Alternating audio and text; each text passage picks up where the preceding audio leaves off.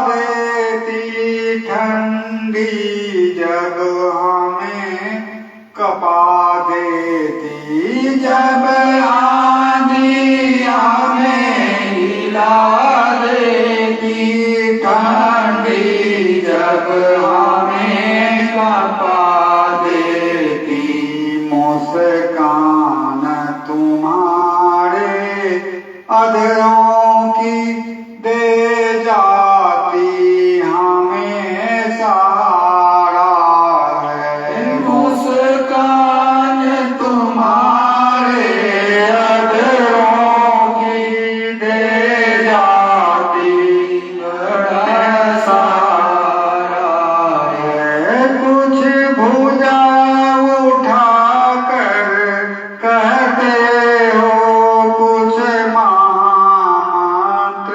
सा पढ़ते हो, कुछ भुजा उठा कर कहते हो कुछ मंत्र सा पढ़ते हो, गद गद हो जाता हूँ स्वामी मिल जाता बड़ा सहारा है, गद गद हो जाता हूँ स्वामी मिल जाता बड़ा सहारा है। इस मूर्ति माधुरी की झांकी मिल जाती, इस मूर्ति माधुरी की झांकी यदि सदा मिला करती स्वामी, इस मूर्ति माधुरी की झांकी यदि सदा मिला करती स्वामी, सौभाग्य समझते हम अपना कौतूहल एक तुम्हारा है, सौभाग्य समझते हम अपना कौतूहल एक तुम्हारा है। मैं बारंबार प्रणाम करूं चरणों में शीश झुकाता हूँ, मैं बारंबार प्रणाम करूं चरणों में शीश झुकाता हूँ। अब पार अवश्य हो जाऊंगा तुमने पतवार संभाला है, अब पार अवश्य हो जाऊंगा तुमने पतवार संभाला है। सतगुरु जय गुरुदेव तुम्हारे चरणों में शतकोटि प्रणाम हमारा है। सतगुरु जय गुरुदेव तुम्हारे चरणों में शतकोटि प्रणाम हमारा है। मेरी नैया पार लगा देना, कितनों को पार उतारा है। मेरी नैया पार लगा देना, कितनों को पार उतारा है। सतगुरु जय गुरुदेव, सतगुरु जय गुरुदेव।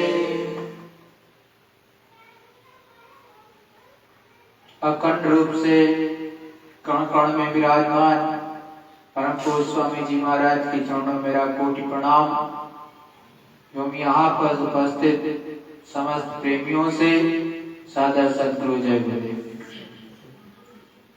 जो प्रेमी ऑनलाइन देख रहे दुनिया के कोने कोने से, उन सभी से मेरा सादर सद्गुरु जय। प्रेमियों, ये हमको आपको उस सद्गुरु दाता दयाल की तरफ से जो मनुष्य शरीर मिला, ये अमोलक मिला। इस मनुष्य शरीर के साथ साथ उस प्रभु परमात्मा की बड़ी दया और कृपा हुई कि सच्चा सद्गुरु इसी जीवन काल में और समय से मिला। ये हमारा आपका बड़ा अहोभाग्य। और अपने सद्गुरु दयाल जिन्होंने नाम बख्शीश दी, उनको कोटि कोटि बार धन्यवाद एवं प्रणाम कि हम जैसे निकृष्ट जीवों को उन्होंने इस लायक समझा कि नाम की बख्शीश दे दी। जब नाम की बख्शीश दे दी तो सद्गुरु दयाल ने समझाया कि देखो, 24 घंटे में से 1 घंटा सुबह और 1 घंटे शाम सच्चा ध्यान, सच्चा भजन, सच्चा सुमिरन अवश्य करना। ये हमारा और आपका कर्तव्य है कि अपने अमूल्य समय में से अपनी जीवात्मा, अपनी रूह, अपनी सोल को जगाने के लिए, इसको अपने सच्चे घर पहुंचाने के लिए 2 घंटे जरूर निकालें। क्योंकि हम इस जगत में आए छोटे से बच्चे के रूप में, हम कुछ लेकर के नहीं आए। धीरे धीरे बड़े हुए और यहाँ की चीजों को ही अपनी चीजें समझने लगे। यहाँ तक कि जिस शरीर पर हम आपको और आपको सबसे ज्यादा गुमान होता है, घमंड होता है, एक दिन ये शरीर भी हमारा आपका साथ छोड़ देता है। और नहीं तो वो यमदूत जब आते हैं तो जबरदस्ती मार करके निकलवा देते हैं। और जब ये शरीर जरीफ हो जाता है, जर्जर हो जाता है, तो ये भी सही तरह से काम नहीं करता। तो जब जवानी है, जब इसमें शक्ति है, उसी समय पर सच्चा भजन, सच्चा ध्यान और सच्चा भजन किया जा सकता है, सच्चा सुमिरन किया जा सकता है, लगन के साथ कर सकते हो और कुछ प्राप्त कर सकते हो। यदि सद्गुरु के चरणों में कोई भी इस धरा मंडल पर जो जीव है, जिसको सद्गुरु दयाल ने, सच्चे संत ने सच्चा नाम दान दिया, जो कि उस प्रभु परमात्मा से पूर्ण रूप से मिला हुआ है, उसके द्वारा जब सच्चा नाम दे दिया जाता है, सच्चे नाम की बख्शीश कर दी जाती है, तो जब मुरीद बहुत ही भाव से अपने घर में, अपने परिवार में रहते हुए बैठ करके एकांत में सच्चा भजन करेगा, तो एक ना एक दिन उस प्रभु, उस परमात्मा, उस खुदा का दर्शन दीदार अवश्य करने लगेगा। अपने ही घर में बैठ करके उस प्रभु को प्राप्त किया जा सकता है, देखा जा सकता है, आकाशवाणी को सुना जा सकता है। ये केवल किताबी ज्ञान नहीं है, ये अनुभव का ज्ञान है और ये आत्मा का विज्ञान है। इसे आत्मा एक एक चीजों को देखती है, परखती है, सुनती है। इसीलिए संतों ने बड़े साफ शब्दों में कहा कि ऊपर में आवाजें हो रही, ऊपर में आकाशवाणी आ रही, जहां पर आपकी जीवात्मा बैठी है। तीसरा तिल, इस तीसरे तिल तक वो मालिक लगातार आवाज देता है आपको बुलाने के लिए। अपने घर चलने के लिए लगातार आवाज आती रहती है, मंद मंद आवाज वो आती रहती है। दुनिया का कोई भी इंसान यदि किसी एकांत में चला जाए, वहां पर कोई भी शोरगुल ना हो, ऐसी जगह पर जाए जहां जरा भी शोरगुल ना हो, पूर्ण रूप से एकांत हो, तो उसको आवाज सुनाई देगी यदि वो ध्यान से सुनेगा। तो दाहिनी तरफ वो ध्यान से जब सुनेगा तो उसको एक हल्की सी आवाज सुनाई देगी। लेकिन हम और आप इस जगत में आकर के यहाँ के सामानों को पकड़ लेते हैं और यही सोचते हैं कि ये सब मेरा है। हकीकत यह है कि इसमें से हमारा और आपका कुछ नहीं है। हाँ, ये जरूर है कि यहाँ की जितनी वस्तुएं हैं उनसे काम ले लेना चाहिए, लेकिन इनके पीछे बहुत नहीं भागना चाहिए। यदि पीछे हम इनके भागने लगेंगे तो श्वासों की पूंजी खत्म हो जाएगी। और ये माया की छाया है। सतगुरु दयाल ने, सच्चे संतों और फकीरों ने यही बताया कि ये माया की छाया है। यहाँ बड़े बड़े चक्रवर्ती नरेश हुए, जिनका पूरे विश्व पर आधिपत्य था, लेकिन अंत समय जब चले गए, चाहे वो सतयुग का समय रहा हो, चाहे त्रेता का, चाहे द्वापर का और चाहे कलयुग में, लेकिन जब जाने लगे तो यहाँ से कण मात्र भी लेकर के नहीं जाता। यहाँ तक कि अपना ये मनुष्य शरीर भी उसे छोड़ना पड़ता है और इस मनुष्य शरीर में से जीवात्मा को निखालिस निकाल लिया जाता है और निकालते ही उसको 17 तत्वों का शरीर मिल जाता है। और उस 17 तत्वों के शरीर के द्वारा वो ऊपर में धर्मराज के दरबार में पेशी होती है और मात्र 1 मिनट से भी कम समय लगता है। वहां पर फैसला उस तख्त पर धर्मराज सुना देते हैं। और यदि आपने बहुत गंदे काम किए हैं तो नरकों में भेज दिया जाता है। ऐसे ऐसे नरक जिसमें करोड़ों करोड़ों वर्षों तक यही जीवात्मा जलाई जाएगी। यही जीवात्मा जो इस मनुष्य शरीर में बैठी है वो सड़ाई जाती, उसको काटा जाता है। कितना दुख और दर्द होता है, ये संत महात्मा कहते हैं कि बयान नहीं किया जा सकता। जो उधर से जाता है यमपुरी के पास में, उसको बहुत ही विदारणीय आवाजें सुनाई देती हैं। वहां पर यही जीवात्मा जब चिल्लाती है तो लाखों लाखों मील तक इसकी आवाज करोड़ों क्रंदन की जाती है, लेकिन उस की तरफ कोई देखने वाला नहीं।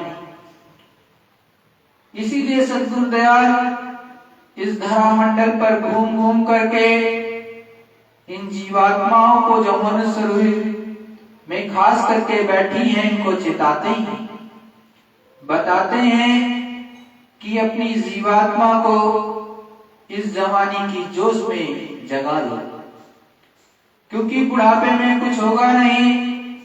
जो हो सकता है इस जवानी की जोश में, तो जो अपने सतगुरु के आधारे, सतगुरु के सहारे पूर्ण रूप से हो जाते हैं, सुमिरन ध्यान भजन करने लगते हैं, तो उनको धीरे धीरे करके ऊपर से दया की धार सतगुरु देते हैं और कुछ साधक करता है और कुछ दया सतगुरु दयाल करते हैं। धीरे धीरे करके उसको ऊपर से दया की धार मिलने लगती है। सतगुरु दयाल अपना स्वयं का वर्णन करते हुए समझाते हैं कि सन 1945 में गुरु महाराज को नामदान कार्तिक के महीने में मिला। सतगुरु दयाल ने 1 महीने तक लगातार 18 घंटे तक भजन किया, लेकिन उनको अनुभव नहीं हुआ।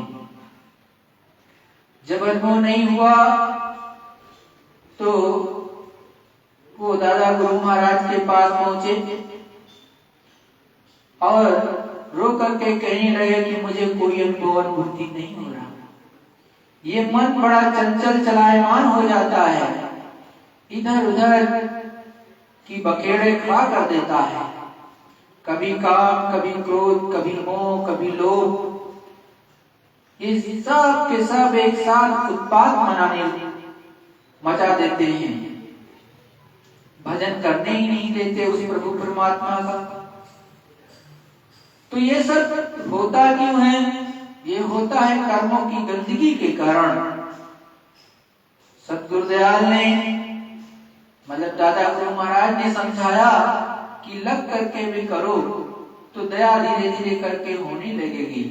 अभी कर्मों की गंदगी है। फिर किया लग करके तो धीरे धीरे धीरे करके आवाजें सुनाई देने लगी।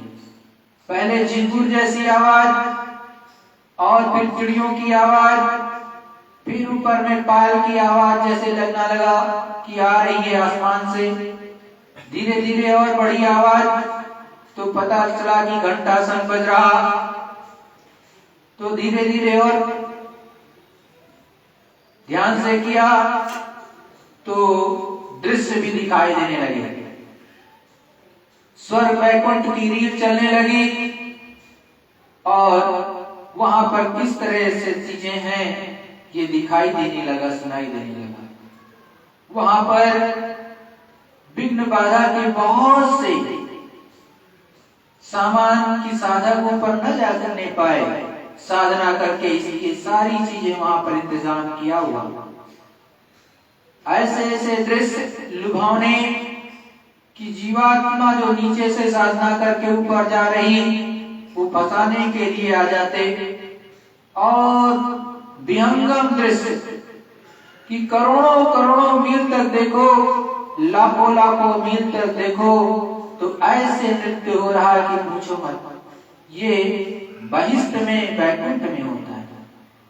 तो जो जीवात्मा ऊपर में जाती है धीरे धीरे करके देखती है, क्योंकि वो तो भोग का देश है भाई। पूर्ण करने वाली जीवात्मा या स्वर्ग में जाती या वैकुंठ में, तो वहां तो सुखी सुख है, दुख उतना नहीं है। तो भोग की चीजें होती हैं वहां भोग ही होता है। लेकिन जिसका सतगुरु दयाल जिसने नाम दान दिया, जो सच्चा होता है तो साधक की हर जगह पर संभाल करता है और धीरे से उन चीजों को हटाता चला जाता है जहां पर वो फंसने जा रहा है। वैसे तो वो जीवात्मा जो नीचे से साधना करके ऊपर बढ़ रही होती है वो उसमें लुभा जाता है। वो कदापि नहीं चाहता कि यहाँ पर कोई दूसरा है। वो सतगुरु दयाल को भी ढूंढना चाहता है कि वो भी ना है तो ज्यादा अच्छा है। लेकिन जो सच्चा सतगुरु होता है वो वहां पर पहुंचता है जरूर, और पहुंचते ही वो लुभावने दृश्य चाहे स्वर्ग के हो चाहे वैकुंठ के, वो सारे के सारे खत्म हो जाते। फिर आवाज आती है ऊपर चलो, ऊपर में बहुत कुछ है। तब जब ये जीवात्मा पुनः ऊपर की तरफ चलती है तो शक्ति लोक में प्रवेश करती है। शक्ति लोक में भी बहुत लुभावने दृश्य को देखती है, धीरे धीरे करके उसको भी पार कर जाती है। लेकिन इन सब लोगों को पार करना एक साधारण साधन के बस की बात नहीं है। वहीं पर एक ज्योति की भी रचना है, वो जलती रहती है। बहुत लोग उसका भी दर्शन कर लेते तो सोच लेते कि यही सब कुछ है, और साथ साथ रिद्धि सिद्धियां भी मिलने लगती, वो प्रलोभन देती हैं तो उसमें भी फंस जाते हैं। लेकिन जो सच्चा साधक होता है और सच्चा सद्गुरु होता है, वो अपने सच्चे साधक को फंसने नहीं देता। हर जगह आकर के बताएगा कि आगे चलो, फंसो मत इसमें। वो किसी भी कीमत पर अपने बच्चे को फंसने नहीं देता। और फिर आगे दया की धार दे देते और धीरे से उसको पहले स्थान पर, जहां पर वो मालिक 3 लोगों का बैठा है, वहां पर पहुंचा देते। वहां पर ये जीवात्मा जब देख लेती, श्री राम प्रभु से मिल लेती, 3 लोगों के मालिक से मिल लेती, तो उसके बाद में फिर धीरे धीरे करके ऊपर में फिर चलने लगती। लेकिन जब तक साधक प्रयास नहीं करेगा, उसके अंदर उमंग नहीं जगेगी, उसके अंदर तड़प और विरह नहीं आएगी, तब तक ये चीजें मिलती नहीं। जब आपके अंदर तड़प होगी, विरह होगी कि ऊपर की चीजें हमें मिले, तभी मिलेंगे। स्वप्न में तो यदा कदा सभी देखते हैं, इस धरामंडल, इस विश्व के समस्त प्राणी स्वप्न में बहुत चीजें देखते हैं। वो एक तरह से अंतर का विज्ञान ही है। कहीं ना कहीं ये मन आपको किसी न किसी लोक में, चाहे स्वर्ग के या वैकुंठ के या नीचे कमल पर जो अलग अलग बने हैं, चाहे कंठ चक्र पर, चाहे हृदय चक्र पर, चाहे नाभि चक्र पर, और चाहे स्वादनिष्ठा चक्र पर, चाहे गुदा चक्र पर पहुंचा करके आपको कोई ना कोई दृश्य दिखाता है। वो भी सत्य है, लेकिन वो पूर्ण रूप से मूर्ति रूप में आपको नहीं मिलेगा कि हर चीज सत्य हो जाए। कोई यदा कदा सत्य होगा तो वो एक प्रमाण जरूर है कि कहीं ना कहीं जब ये आपकी दोनों आंखें बंद रहती हैं जो भौतिक, तब भी आप कुछ चीजें देखते हो, तो कहां से देखते हो? जो कि इस बात को प्रमाणित करती है कि आपके अंदर कोई ना कोई कुदरती दूसरी आंख भी है, जिसके माध्यम से आप चीजें देख लेते हो और आपको कभी कभी याद भी रहता है। वैसे स्वप्न की बातें अक्सर लोग भूल जाते हैं, लेकिन यदि साधना में अपनी दिव्य दृष्टि से कोई देखेगा सच्चे रूप में, तो वो भूलेगा नहीं। तो हमेशा अपने सद्गुरु दयाल की दया को पाने के लिए लालायित रहना चाहिए। लग करके भजन ध्यान सुमिरन करना चाहिए, तभी तो कुछ पाओगे। क्या हंसमुख बोलिए दादू दीजे रो, जन्म अमोलक आपना चले अकारत को।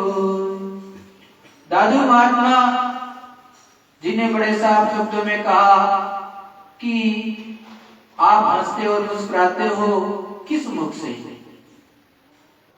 अरे आप तो सच्चा भजन करते नहीं, उस प्रभु को प्राप्त नहीं कर रहे, और ये जो आप अपना मनुष्य शरीर है, ये बेशकीमती कि इस दुनिया के सारे हीरे जवाहरात एक तरफ रख दिए जाएं और इस मनुष्य शरीर जो कि गिर गया हो या जिसकी मौत हो गई उसको कहो कि फिर से खड़ा हो जाए, तो नहीं हो सकता। तो इतना अमोलक आपको ये मनुष्य शरीर दिया था, उसको आप खो रहे हो, तो किस तरह से आप आनंदित हो रहे हो? आपको तो अपना काम बना लेना चाहिए, तभी तो, नहीं तो 84 के चक्कर भी काटोगे और नरकों के भी चक्कर काटोगे। तो जब ये जीवात्मा धीरे धीरे पहले स्थान पे पहुंची, फिर सद्गुरु दयाल की दया हुई, तो आगे की तरफ रसाई हो जाएगी। तब ब्रह्म पद पे चले जाओगे, ब्रह्म का दर्शन करने लगोगे। तो नीचे के लोक में जो स्वर्ग और वैकुंठ है, इसमें भी 14 तबक मुसलमान भाइयों की किताबों में लिखा गया। और अपने सनातन धर्म में 14 भुवन उसको कहते हैं, 14 भुवन है। तो उन 14 भुवनों में अलग अलग राजा राज्य करते हैं। वहां पर भी ये जीवात्मा जाकर के एक चीज को देख करके आती है। तो जो देखता है वही कुछ बोलता भी है और वही कुछ समझा भी सकता है। जिसने कभी स्वर्ग वैकुंठ को नहीं देखा है वो किताबी ज्ञान तो रख सकता है, किताब में जिसने देखा था कभी सच्ची बात वही लिख सकता है। दूसरा तो कल्पना करके कुछ भी उल्टा सीधा छाप दे तो उससे मतलब नहीं, लेकिन जो देखता है वो कहता भी है। तू कहता कागज की देखी, मैं कहता खन की देखी, तू कहता उलझाई रे, मैं कहता सुलझाई रे। ऊपर की एक एक चीज की विवेचना सच्चा संत करता है, वहां की एक एक चीजों को बताता है कि किस तरह से ये जीवात्मा ऊपर में जाएगी, क्या क्या वहां पर देखेगी और कैसे बच करके अपने पिया के घर, अपने सच्चे प्रभु के घर में पहुंचेगी। लेकिन जिसने देखा ही नहीं होगा वो आपको सच्ची बात कदापि नहीं बता सकता। वो तो कहेगा ही नहीं, वो तो कहेगा कि जब आपका स्वर्गवास हो जाएगा तब आपको देखने को मिलेगा। अरे स्वर्गवास या नरकवास होगा वो तो बात की बात है। जिन्होंने जो किताबें बताई, इतने सदग्रंथ बनाए गए, इतने पुराण बने, इतने धर्म ग्रंथ बने, हर एक में बहुत अच्छे से ऊपर का वर्णन है। तो किसी ने सच्ची साधना करके ऊपर की चीजों को देखा है तभी तो वर्णन किया है, बिना देखे वो वर्णन तो कर नहीं सकता। तो हमको और आपको भी सच्चे संत और महात्मा ये बताते, ये चेताते कि अपने जीवन को सफल कर लो, अपनी एक एक सांसों की पूंजी को उस प्रभु की प्राप्ति में धीरे धीरे करके लगाते रहो। जब धीरे धीरे रियाज करोगे तभी कुछ प्राप्ति होगी, करोगे नहीं तो कुछ मिलेगा नहीं। इस दुनिया के सामान आपको बिना मेहनत के नहीं मिलते तो वो प्रभु परमात्मा कैसे मिलेगा। तो प्रेमियों, कहीं पर भी रहो, श्वासों पर उस मालिक का सच्चा नाम लेते रहो और हमेशा बुराइयों से बचते रहो। सद्गुरु जय गुरुदेव। प्रेमियों, देखो गुरु महाराज का ये सत्संग अब सुन लो थोड़ा सा। जो गुरु महाराज ने अपने मुखारबंद से एक एक कलाम बोले वो भी आप सुन लो तो अच्छा होगा। ये सत्संग गुरु महाराज का 19 दिसंबर 1985 का सायंकाल 4 बजे का है। पहले के युगों में कष्ट की साधना थी, नर नारियों, बच्चों बच्चियों। आज हम सब लोगों का अति उत्तम संस्कार है कि यहाँ की योगी की भूमि पर ईश्वरीय संदेश सुन रहे हो। इन संदेशों को सुनने के लिए बड़े बड़े लोगों को कष्ट उठाना पड़ता था। तन का कष्ट, धन का खर्चा, मानव और बुद्धि का दमन, मानव परिवार का त्याग करके इसके पश्चात ही वो अवसर जो आपको प्राप्त हो रहा वो उन लोगों को नहीं मिलता था। 10-10 हजार वर्ष तक इसी धर्म भूमि पर ऋषियों ने घोर तप किया। वायु का आहार करना, जल अग्नि त्याग देना, वस्त्र त्याग देना, उल्टे पेड़ों पर टंगे रहना, ये बड़ी कठोर मुक्ति प्राप्त करने की साधना थी। उस समय यही साधना मुक्ति के लिए लोगों ने बताया था। संत उस समय पर भी यहाँ मौजूद थे। उन संतों का यहाँ रहना गोपनीय था। मालिक का आदेश, सत्पुरुष का हुक्म संतों के लिए प्रकट होने का नहीं था। वह यहाँ शक्ति विराजमान उस बोध में, उस ज्ञान और शक्ति और आनंद में त्रिकालदर्शी बनकर रहते थे। मालिक के सत्पुरुष के दरबार में नित्य प्रति हाजिरी देते रहते थे और नित्य मालिक के हुक्म को लेते रहते थे और यहाँ पर जगत और ब्रह्मांडों की संभाल करते रहते थे। ऐसा उस समय पर कष्ट साधना का युग था। सतयुग की साधना, त्रेता की साधना, द्वापर की साधना अलग अलग मुक्ति और ज्ञान के बोध के लिए, आत्मबोध के लिए थी।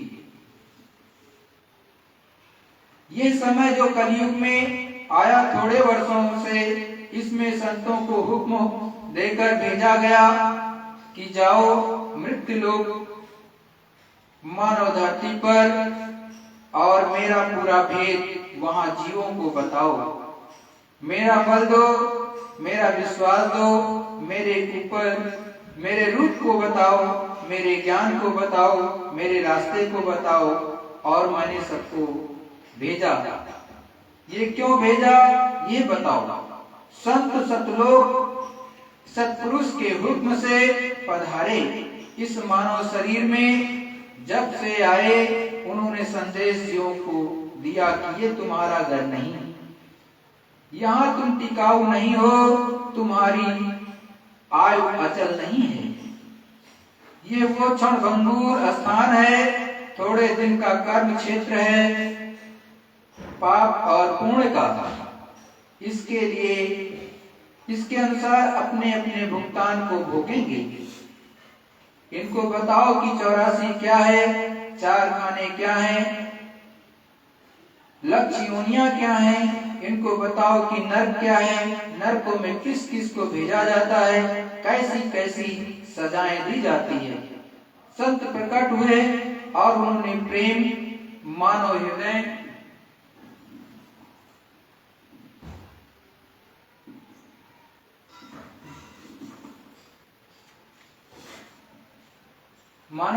में प्रेम की क्यारी बोई और उन्होंने भरपूर दया दृष्टि से उसको हरा भरा किया।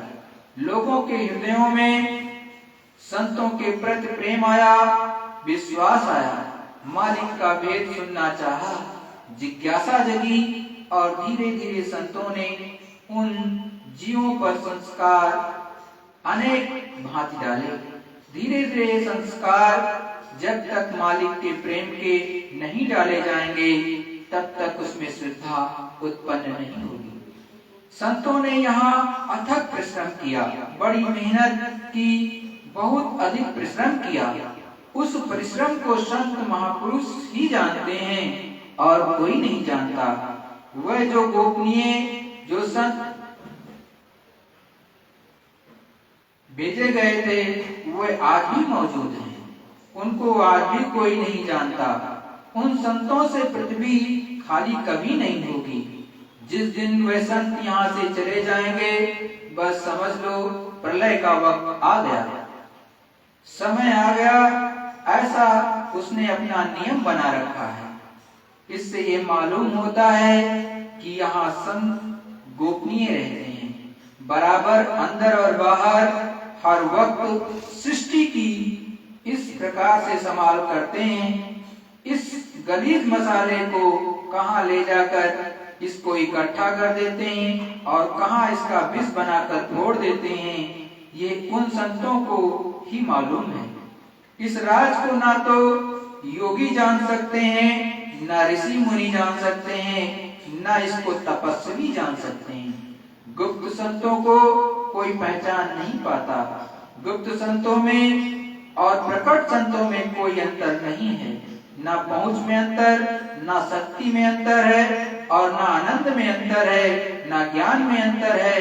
इस प्रकार कोई भी किंचित मात्र अंतर नहीं है। केवल उन्हें गुप्त होने का आदेश है, वे प्रकट नहीं हो सकते। हल भी चलाएंगे, दुकान भी करेंगे, दफ्तर भी करेंगे, गाय भी चराएंगे, बंजारे भी बन जाएंगे, भेड़ियार भी बन जाएंगे, ऊंट चराएंगे, बैल बेचेंगे, उनको कोई नहीं जान सकता और वे सबको जानेंगे। उनसे कोई चीज छिपी नहीं होगी। इस तरह का उनकी दिनचर्या दृष्टिगोचर, जिससे कि आज के मानव ये समझ ही नहीं सकते हैं कि इनके अंदर कौन सी चीज है। प्रकट संत को निश्चित काम देकर भेजा जाता है। इनको प्रकट होने का सत्पुरुष ने आदेश देकर और काम देकर भेजा है। वह ये है कि जीवों को समझाना, उपदेश करना, सच्चाई बुराई का परिचय, संसार को भली बात बताना, उसे कब तक रहना है, कब ये खत्म हो जाएगा, ये सब चीजें जर्रे जर्रे की, चाहे तुम्हारी समझ में आए या ना आए, ये सब उसका बोध कराते हैं। साथ साथ मन को निर्मल करना, बुद्धि को निर्मल करना, चित्त को निर्मल करना, अंतःकरण को निर्मल करना और हृदय को, उसकी जमी हुई काई को उसको धोना और साफ करना, फिर अंदर का भेद बताकर भजन कराना, ध्यान कराना, सुमिरन कराना, प्रेम और प्रीत करानी, तड़प और विरह को लाना, ये सब चीजें आपको प्रकट संत देंगे। गुप्त संत से आपको कुछ नहीं मिलेगा। गुप्त से आपको कुछ नहीं मिलेगा, उनको आदेश और कुछ है। प्रकट गुप्त का काम नहीं करेंगे, लेकिन दोनों की हाजिरी सत्पुरुष के दरबार में नित्य प्रति होगी। इस पहुंच की, इस शक्ति को क्या कोई समझे? मुश्किल है। उनके संकल्प के सामने पूरी की पूरी दुनिया बंधी हुई है। संकल्प एक बहुत छोटा नहीं है, समस्त दायरा यानी संपूर्ण दायरा ब्रह्मांडों का, यहाँ का, अंड लोक का, पिंड लोक का, ब्रह्मांड लोक का, पार ब्रह्मांड लोक का, संकल्पों से सबका एकदम से बंधा हुआ है।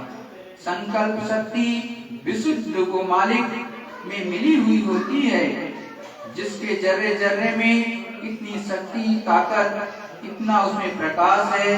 ये जब कृपा उन महापुरुषों की होगी जीवों पर, और वे दृश्य आनंद के जब लोगों को मिलेंगे तो ज्यों का त्यों। इंद्रियों का आनंद क्षणिक है, यहाँ का क्षणिक आनंद है इंद्रियों का। इंद्रियों के द्वारा मन दोनों आंखों के मध्य पीछे बैठा हुआ और इंद्रियों से रस क्षणिक लेता है, लेकिन जीवात्मा अपने आनंद से वंचित है इंद्रियों द्वार पर। लेकिन ये आत्मा को उस सूरत की शक्ति से इंद्रियों द्वार मन को क्षणिक आनंद का बोध होता है, लेकिन जीवात्मा उस आनंद से बिल्कुल अलग है। जब तक इसे शब्द नहीं मिलेगा, नाम नहीं मिलेगा, नाम से जुड़ेगी नहीं, आवाज इसको नहीं मिलेगी, तब तक वो रस आनंद का जो वाणी का नहीं सकती है। केवल उसका अनुभव सूरत जीवात्मा ही जानती है, जिभ्या नहीं कह सकती। वो शब्द द्वारा, शब्द में प्रकाश है, शब्द में अमृत है, शब्द में ज्ञान है। कोई ऐसी चीज नहीं जो शब्द के अंदर नहीं। सारा का सारा ये विस्तार, सारी की सारी ये और वो रचना, ये सब शब्द की है। जिस दिन शब्द बंद हो जाए उस दिन खेल खत्म। कोई कारोबार नहीं चलेगा, कोई बंदोबस्त नहीं होगा। इधर शब्द जो है जड़ता में मिश्रित हो गया है और उधर चैतन्यता का शब्द जीवात्मा द्वारा उसका विस्तृत अनुभव होता है। दरिया शब्द का, शब्द की लहरें, शब्द की क्यारियां, शब्दों के फूल, बड़े बड़े गुलशन, बड़े बड़े वृक्ष, वृक्षों में फल और फूल, इन्हीं शब्दों के सूरज, शब्दों के चांद, ये सब खिले हुए हैं, उस सृष्टि में नजर आते हैं। ये सब कुछ मानव आत्माओं के लिए उसने पहले से ही सब का सब भंडार तैयार कर रखा है। भोग प्रवृत्ति में कुछ नहीं मिलेगा, लेकिन आप भोग प्रवृत्ति में रत हो गए।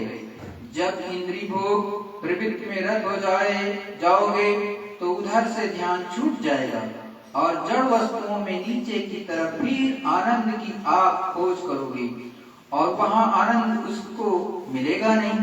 चलते चलोगे, रोते चलोगे, आनंद के लिए क्षणिक तड़पते चलोगे, लेकिन आनंद नहीं और दूर होते जाओगे। इतनी दूर चले जाओगे उस सत्ता से, फिर आपको निकटवर्ती ये मानो जो शरीर है, यहाँ निकट में जीवात्मा बैठी हुई है कि जान जाए तो नाम को पकड़ ले, अगर कहीं ना जगी तो ये भी हाथ से चला गया। अन्य योनियों में साधना नहीं हो सकती और वो साधना नहीं कर सकता, सच्ची साधना नहीं कर सकते। उनमें भूत, भविष्य और वर्तमान की बुद्धि सोचने की नहीं, उनमें पांचों तत्व पूरे नहीं। मनुष्य में पांचों तत्व पूरे हैं, इस कारण मनुष्य का दर्जा सबसे श्रेष्ठ है। इस मृत्यु लोक में देवताओं से भी बढ़कर देवलोकों में देवता आनंद का ही केवल अनुभव करते हैं।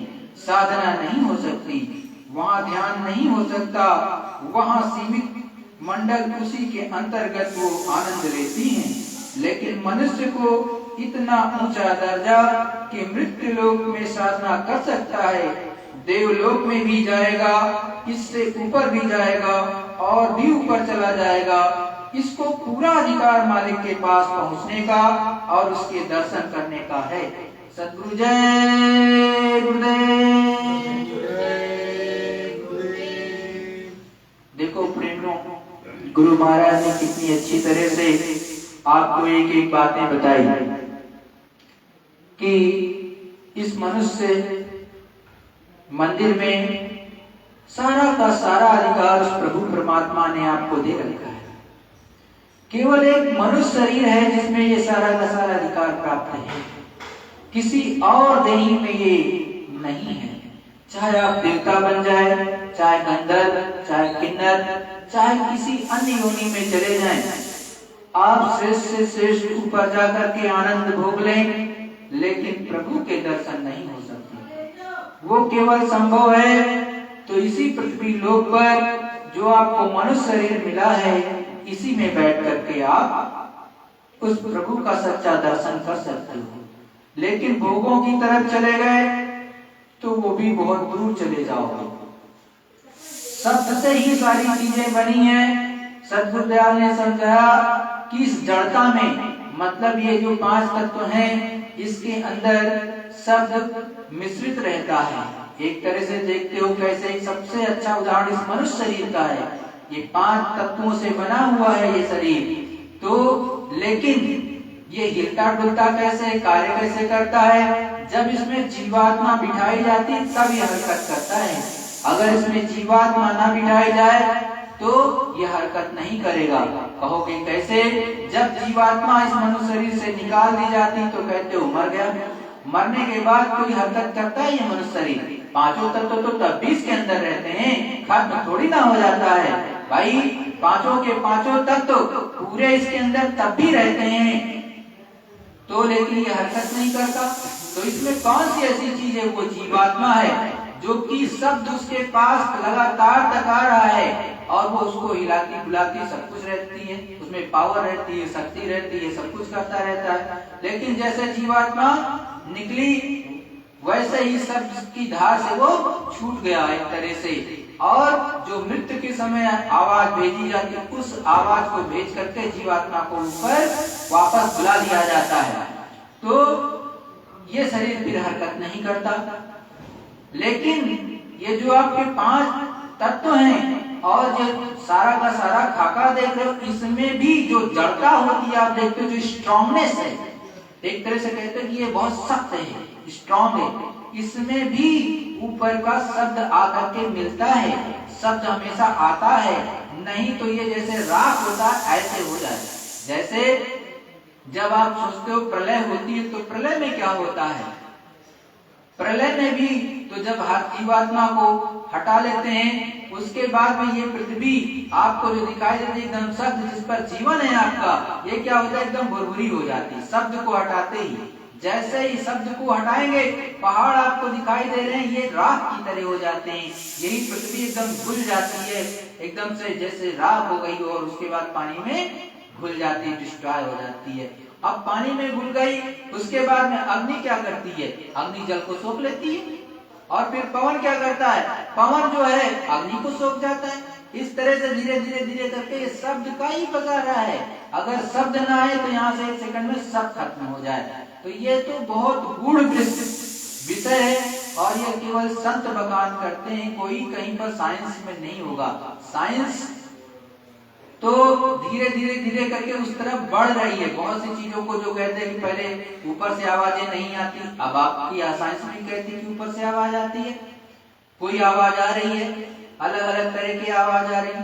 तो वो अभी तो प्रयास में है, जबकि अपने सनातन धर्म में संतों महात्माओं ऋषियों ने बहुत पहले कह दिया कि ऊपर से आवाजें आ रही, आकाशवाणी आ रही, नाद बज रहे, उद्गीत हो रहा।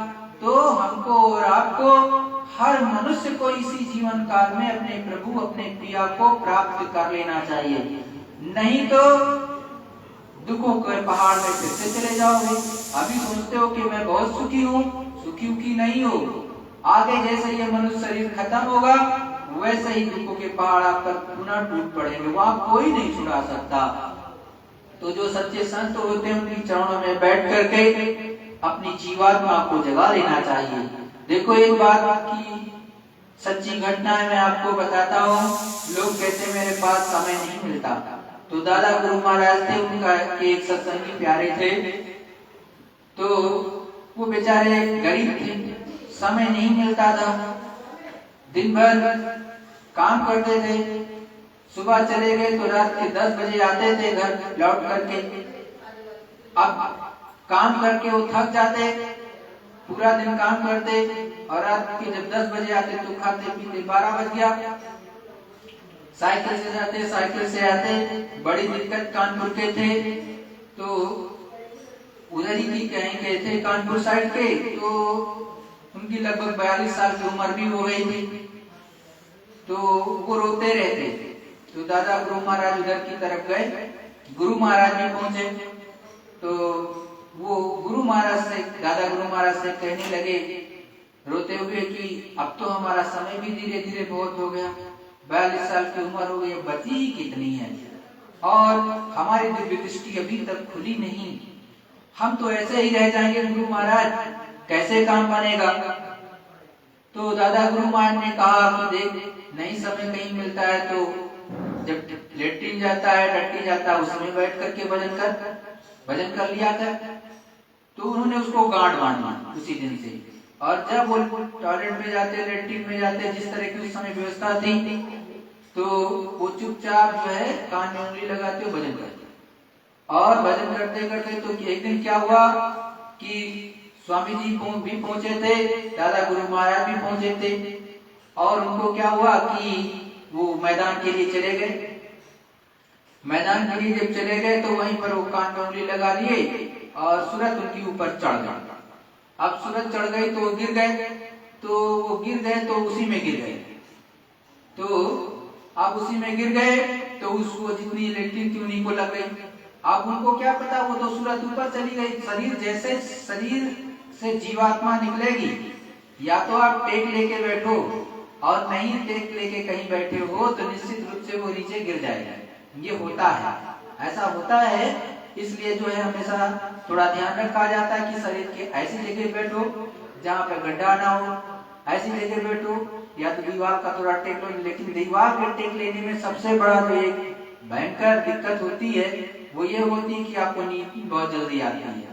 भाई टेक ले लिए थोड़ी देर तक तो ठीक है, उसके बाद लोग सोने लगते हैं। तो सोना कोशिश मत करो, कोशिश ऐसी करो कि निद्रा ना आए, आप पूर्ण साधना में रहो। तो अब क्या हुआ कि वो साधना में ऊपर चढ़ गए। अब क्या हुआ कि घर पर तो गुरु महाराज पहुंचे थे, दादा गुरु महाराज थे। तो उन्होंने पूछा उनकी धर्मपत्नी से, कहाँ गए? अरे कहा कि वो तो लोटा लेकर के बाहर मैदान में गए हैं। तो वो कहे अभी तक आए नहीं? कहीं नहीं, वो तो घंटों हो गए, अब 2-3-4 घंटे हो गए अभी तक नहीं आए। तो क्या 2-3-4 घंटे? तो वो गुरु महाराज फिर उनको खोजने के लिए निकले। अब कहीं किधर गए, कहीं इधर गए, अब उधर की तरफ खोजते खोजते गए मैदान की तरफ, और देखा तो वहां पर एक जगह वो पड़े। अब उनको होश नहीं, उनको जो है पहले तो आवाज दी, फिर हिलाया, फिर उसके बाद तब भी होश नहीं। तो लोटा में जल था, तो लोटा का जल उठा कर उनके मुंह पर मारा, आंखों पर मारा कि इनको होश आए। अब फिर भी नहीं आई। आधे घंटे फिर बीत गए, 1-आध घंटा बीत गया, तब वो वापस लौट के आए। आधे घंटे 1 घंटे बाद वापस आने के बाद भी उन्होंने आंख से पहचाना नहीं कि कौन है। वो चुपचाप ऐसे लेटे रहे, देखते रहे। फिर आधे घंटे बाद उन्होंने पहचाना। फिर उन्होंने उसी समय जो है बताया कि देखो मैं ऊपर चला गया था, साधना में ऊपर चला गया था, क्योंकि मुझे समय तो मिलता नहीं था। हम तो आए थे, यहीं बैठ गए। हम इसी तरह गुरु महाराज ने बता दिया था कि कहीं समय ना मिले तो इसी में कर लेना। हम इसी तरह करने लगे, संकल्प ही ले लिए। भाई समय नहीं मिल रहा था तो इसी में किए। तो कहे तुम तो इसमें गिर गए। तो कहे कोई बात नहीं, अब जो हो गया, लेकिन हमें वो चीज तो मिली। ऊपर में चले गए और ऊपर में देख करके आए तो कहा तो बहुत ही ऊपर प्रकाश ही प्रकाश था। ऊपर के धनियों का दर्शन भी किया और बहुत ही आनंद आज मुझे मिला गुरु महाराज की दया से, और दिव्य दृष्टि उनकी खुल गई। तो देखो जो सच्चे साधक होते हैं, जिनके अंदर लगन लगी है, रास्ता कोई भी हो, अरे हम जाते हैं 5 मिनट वहां बैठते हैं, 10 मिनट बैठते हैं। अब तो कुड्डियां हो गई हैं आराम से, अब तो और आरामदायक है, उसी में बैठ करके कर लिया 5 मिनट, वो भी काम, 2 काम आपके हो जाएंगे, वो भी काम हो गया और भजन भी हो गया। तो वो भी हो सकता है, लेकिन करने की आदत डालो किसी भी तरह कि हमको वो चीज मिल जाए। अब देखो उस गुरु भाई की तरह कि उसको एक तरह से गुरु भाई क्या हो तो हमारे पिता के समान, अब होंगे भी कि नहीं होंगे। तो उन्होंने प्राप्त किया इस तरह से उन विकट परिस्थितियों में कि पहले इतने पैसे भी नहीं होते थे। अब तो वैसे तो उस समय पर थोड़ा सस्ता था। भाई गुरु महाराज ने कहा कि बहुत पहले की बात की, 1 रुपए में 60 किलो चना मिलता था, 60 किलो अन्य चीजें, गुड़ भी मिल जाता था और चीजें भी मिल जाती थी। इस समय तो ऐसा कुछ नहीं है। तो टैक्स पे टैक्स, टैक्स पे टैक्स, लेकिन जिसके राज्य में रहोगे तो कुछ ना कुछ लगाएगा, उसको आपको मानना पड़ेगा, वो बात अलग ही।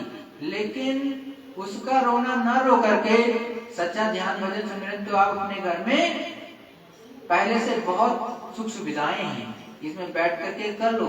और नहीं तो छूट जाएगा शरीर, तो क्या जाएगा हमारे आपके साथ, जितना कमाया सब छूट जाएगा। चाहे कोई अरबपति हो, चाहे कोई कौड़ीपति हो, निश्चित छूट जाएगा और ये शरीर ऊपर से चला जाएगा। और फिर मान लिया हमको जो शरीर मिले, मान लिया गुरु महाराज के सच्चे संत के जीव कोई है, वो ये सोचता हूँ अगले जन्म में कर लेंगे। अरे भाई आपको अभी तो कोई रोग नहीं है, पता नहीं अगला शरीर जो ब्रह्मा जी दें उसमें कोई रोग हो, सांस ही ऐसी चलने लगे। अब जैसे जिसको श्वास की बीमारी हो जाए वो सही से बैठ कैसे तमाशा कर सकता है? नहीं कर सकता है। ऐसी ऐसी दिक्कतें इस शरीर में आ सकती हैं। और रही बात अभी तो इस प्रदेश में, उत्तर प्रदेश में बहुत अच्छा प्रदेश है। अरे ऐसे ऐसे प्रदेश हैं जहाँ पर जो है पानी मीलों लेने जाना पड़ता है, 1 बाल्टी मुश्किल से पानी मिलता है नहाने के लिए, और कि कभी कभी तो वो भी नहीं मिलता है तो 2-2, 3-3, 4-4 दिन, हफ्तों लोग इंतजार करते हैं पानी का। तो वहां कैसे भजन होगा? वहां तो और दिक्कत में फंस जाओगे। तो हमारी विनती प्रार्थना कि जो भी जहां पर भी हो, इस विश्व के किसी भी जगह पर जिनको भी सच्चा उस प्रभु से प्राप्ति का मार्ग मिला हुआ, वो किसी से भी मिला हुआ, चाहे हमारे गुरु महाराज से या किसी सच्चे संत से आपको मिला हो, तो उसको सबको ध्यान भजन सुमिरन लग के करना चाहिए। और इसी जीवन काल में प्रयास यही करे कि इसी जीवन काल में उसको प्राप्ति हो जाए। दूसरी बात, जब ऊपर में दिखाई देने लगे, सुनाई देने लगे, तो आम लोगों से नहीं बताया जाता है। बड़ी साफ बात है, गुरु महाराज मना करते हैं। कोई कहता है कि बता दो, तो वो कहता है हो जाने। लेकिन जो गुरु महाराज कहते हैं वो कहते हैं कि देखो भाई, जब प्राप्ति होने लगे तो थोड़ा छुपा करके, जिसको दिखाई देता है सुनाई देता है उससे बताओ तो ठीक, लेकिन ऐसे कहने लगे जिसको नहीं दिखाई देता नहीं सुनाई देता है तो क्या होगा, बंद होगा निश्चित। भाई एक नहीं हजारों लोगों ने मुझसे स्वयं कहा कि बंद हो जाता है, तो ऐसी गलती आप क्यों करो भाई? आपने जब अनुभव कर लिया, प्रैक्टिकली कर लिया कि ये चीज हो जाती है, तो आप क्यों कहो? हाँ ऐसे कहो उसको, आप पर दया आती है उस मालिक की, दिखाई देने लगा सुनाई देने लगा, तो आप कहो ऐसे कि हाँ गुरु महाराज की दया, उस प्रभु परमात्मा हमको हम पर दया बनाए हुए है और हमको दया मिल रही है, ऐसे भी कहा जा सकता है। कहने के अलग अलग तरीके होते हैं, खोल करके सीधे ना बताओ। और गुरु महाराज ने कहा देखो, जब आप जैसे छोटा सा एक होता है ना कि एक अभी आपके पास कुछ कमाया ही नहीं, तो अभी लुटाओ मत, और जब इसको धीरे धीरे बढ़ जाए, लोटा बन जाए, लोटे भर हो गया, लोटे से तालाब, तालाब से समुद्र, समुद्र से जब समुद्र हो गए, आप तब किसी को भी कुछ भी दे दो, तो पहले अपनी कमाई अपने पास इकट्ठा करो, जमा करो, कुछ ऊपर की चीजें प्राप्त करो और चिल्लाओ मत, उससे कोई फायदा नहीं होगा, अपना ही नुकसान होगा। तो अपना नुकसान क्यों करे, कोई ना करे। हम सबके लिए कहते हैं, और जो गुरु महाराज की बात हम वही बताते हैं, बीच वाले की नहीं बताते हैं, ना बीच वाले से मतलब है। हमारा निशाना गुरु महाराज, और गुरु महाराज ने यही कहा कि देखो आप हमको देखो, मैं आपको देखूं, बीच वाले को मत देखना, नहीं गिर जाओगे। तो हमेशा निशाना गुरु महाराज से रखो। बीच वाला आपको ठग ले तो बाद में आपका भी कोई दिक्कत, भाई गुरु महाराज ने तो कहा नहीं ऐसा कर देना, तो गुरु महाराज ने नहीं कहा अपने मुखारबिंद से, खुले मन से, तो आपको क्या पता। जब आपको आपके अंदर में बोल दे कोई चीज कि ऐसा ही करना है, तो आप वैसा ही करोगे। लेकिन जब तक आपसे नहीं कहा, वो आपके लिए कहा है कि नहीं दूसरा कह रहा है, आपको क्या पता। तो आपको भी तो वो चीज मिलना चाहिए जो दुनिया में सुनते हो सदगुरु से कि हाँ ये मिलता है, तो गुरु तो वही कहता है कि हमारे जैसा बनो, धीरे धीरे वो चीजें प्राप्त कर लो। तो सभी प्रेमी धीरे धीरे करके उन चीजों को प्राप्त कर लें, और इसी जीवन काल में सदगुरु जय गुरुदेव।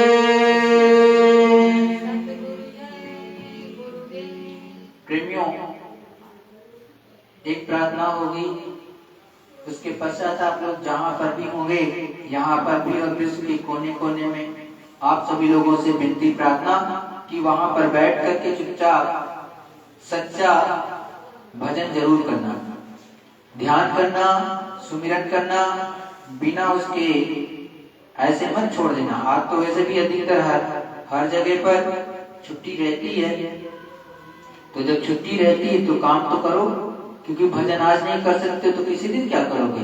आज तो सबसे ज्यादा छुट्टी रहती है, वैसे आलस्यता आती, हमको भी आती है, ऐसा नहीं है।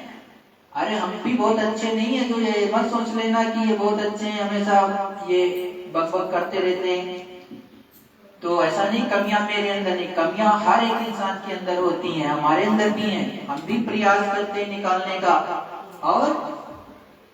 और धीरे धीरे आप भी करो, क्योंकि ऐसा नहीं है कोई इंसान कि जिसके अंदर में कमियां ना हो। कमियां सबके अंदर हैं, हमारे अंदर भी हैं, ऐसा मत सोचो कि हमारे अंदर नहीं है। हम भी प्रयास कर रहे हैं, आप भी प्रयास करो, धीरे धीरे धीरे धीरे कि कमियां निकलती चलें, और ध्यान भजन सुमिरन की तरफ हम और आप पूर्ण रूप से मुड़ जाएं, और उस मालिक को जीते जी प्राप्त करें। और देखो, इतना मैं पूर्ण विश्वास के साथ कहता हूं कि सतगुरु दयाल हर चीज दिखाते हैं।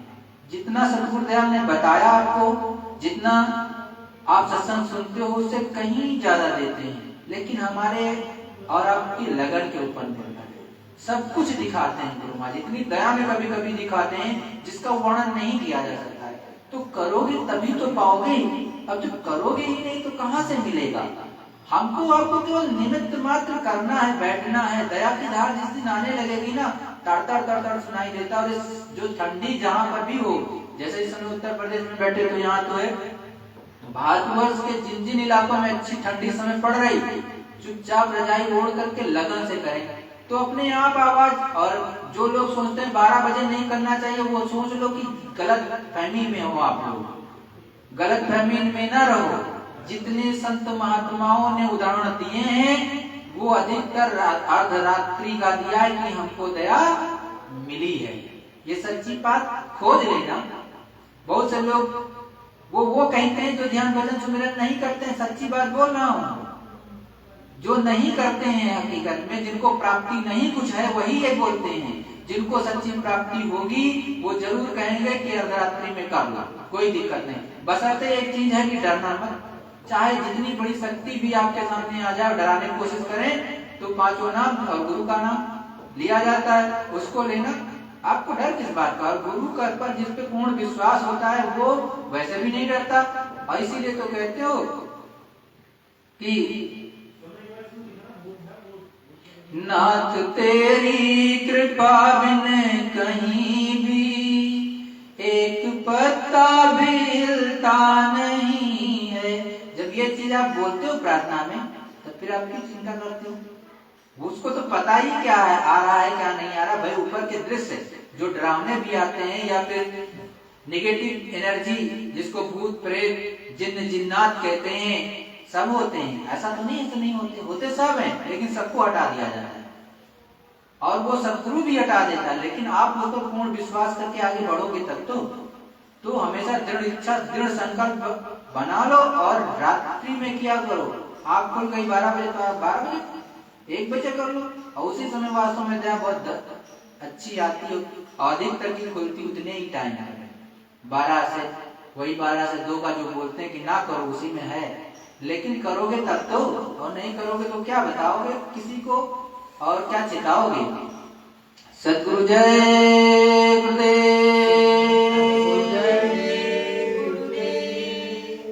खोजरी पिया को निज घट में, खोजरी पिया को निज घट में, खोजरी पिया को निज घट में, खोजरी पिया को निज घट में।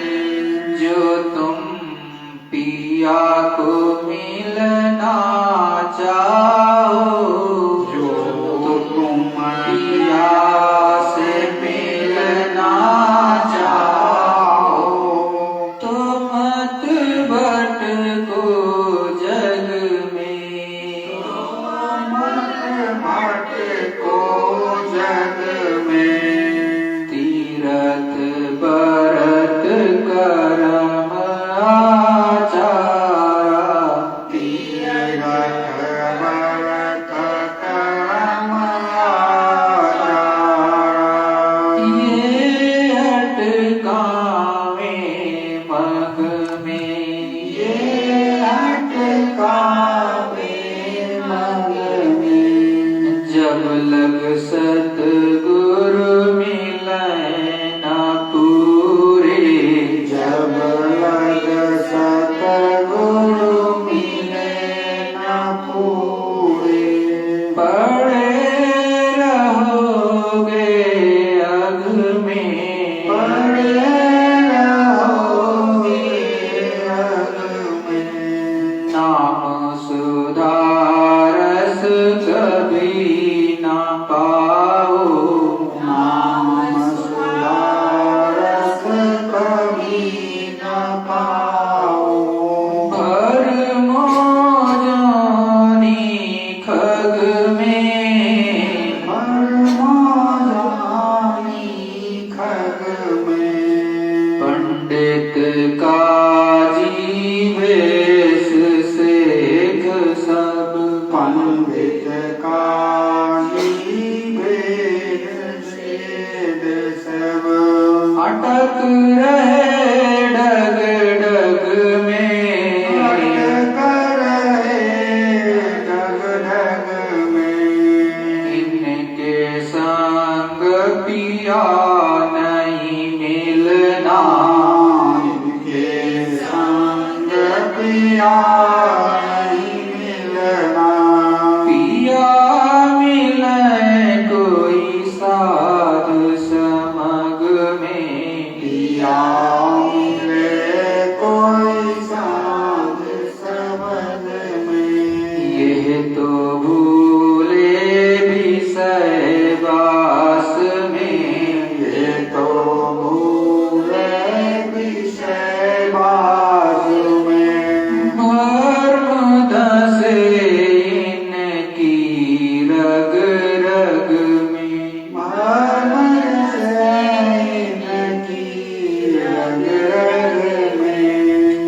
बिना संत कोई भेद न पावे, बिना संत कोई भेद न पावे। वह तो कहें अलग में, वो तो कहें अलग में। जब लग संत मिले नहीं तुमको, जब तक संत मिले नहीं तुमको। खाए ठगोरी तू इन ठग में, नायक गोरी ठग में। सतगुरु जय गुरुदेव शरण गहो तो, सद्गुरुदेव शरण गहो तुम। रलो ज्योति जगमग में, ज्योति जगमग में। खोजरी पिया को निज घट में, खोजरी पिया को निज घट में। खोजरी प्रभु को निज घट में, खोजरी प्रभु को निज घट में। सतगुरु जय गुरुदेव। सतगुरु जय गुरुदेव। प्रेमियों, गुरु स्वरूप एवं पांचों धनियों को विधि पूर्वक दृष्टि प्रणाम करके आप सभी लोग ध्यान भजन सुमिरन करना। ये दृष्टि प्रणाम होता क्या है? पहले आपने सतगुरु जय गुरुदेव बोला, फिर गुरु के स्वरूप को याद किया उसी समय, या जय गुरुदेव बोला तो गुरु के स्वरूप को याद किया और गुरु महाराज को प्रणाम किया। फिर पहले स्थान के धनी का नाम लिया, उनका रूप याद किया, उनको प्रणाम किया। फिर दूसरे स्थान का के धनी का नाम लिया, उनके रूप को याद किया, उनको प्रणाम किया। फिर तीसरे स्थान के धनी का नाम लिया, उनके रूप को याद किया, उनको प्रणाम किया। फिर चौथे स्थान के धनी का नाम लिया, उनके रूप को याद किया, उनको प्रणाम किया। फिर पांचवें स्थान के धनी का नाम लिया, उनको प्रणाम किया। इसी तरह से इसको कहते हैं दृष्टि प्रणाम। ये दृष्टि प्रणाम करने के पश्चात ही आप सुमिरन प्रारंभ करेंगे, ध्यान या भजन प्रारंभ करेंगे, तो आपको दया मिलने लगेगी। सतगुरु जय गुरुदेव।